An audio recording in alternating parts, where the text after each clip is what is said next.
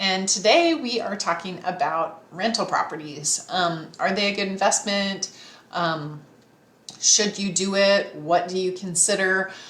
As a rule, this is a pretty complicated subject. Like, there are books written on this subject. So in 2 minutes, I'm probably not going to be able to give you everything you need to know, but I can give you some real short sort of teasers. So if you do think that you want to do it, you should definitely reach out to a professional.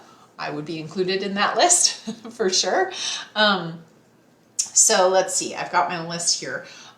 First off, obviously, investment property is just like investing in the stock market, except that it's a real thing. And because it's a real thing, it needs maintenance and care.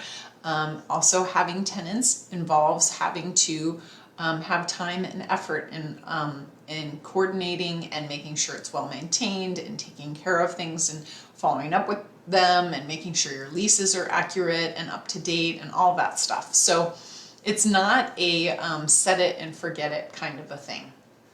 You're going to need to invest time and effort in it on a regular basis, and so you want to know that going into it. Unlike the stock market, however, it is sort of the only thing that you can leverage your money as opposed to just putting in money into the stock market. So what do I mean by that? So if I had $10,000 to invest in the stock market, and just as a caveat, in this market you would not be able to buy an investment property for $10,000, just to be clear. Any investment property requires at least 25% down, so that's going to make it a little bit more expensive. But if I invest $10,000 into the stock market, I get $10,000 worth of stock, right? That makes sense. If I invest, let's say, $120,000 into the real estate market, typically you're getting $450,000 of stock.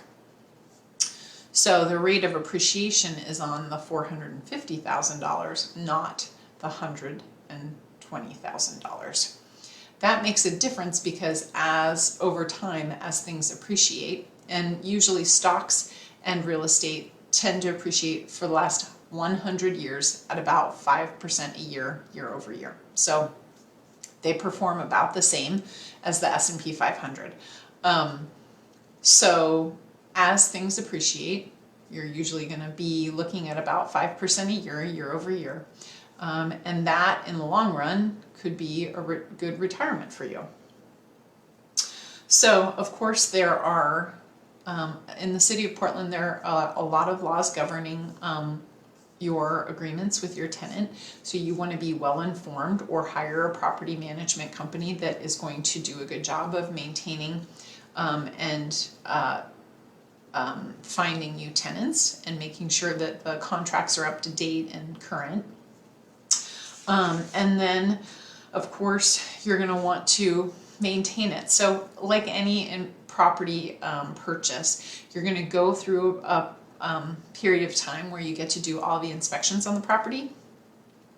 A bunch of stuff is going to come up because it always comes up, like the, I don't know, hot water heater at the end of its life, or the furnace hasn't been replaced in 35 years. All of these things are going to be super useful, especially if you have an investment property, because you're going to need to plan in advance for when you're going to replace those things. So it's going to be, okay, hot water heater might be able to limp along for another year. Let's have plan next year that we're going to have to buy a hot water heater. So you're going to want to figure that into your numbers for whether or not it makes sense for you. Additionally,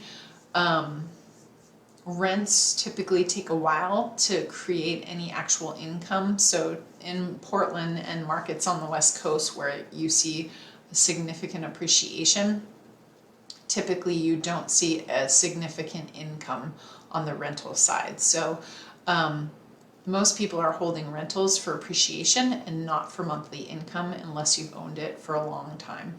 It's something to be aware of because it kind of just depends on what you're trying to do for your retirement, how it's going to work out. there's so many more things I could talk about this. So if you have specific questions, please let me know. Just comment below. I would be happy to talk more about this or answer any more questions about it. And then, of course, if you can't get enough, you should turn in to our YouTube channel at Paris Group Realty, LLC. We have all kinds of more interesting information about investment properties and everything else you can imagine. And we'll see you next week. Take care.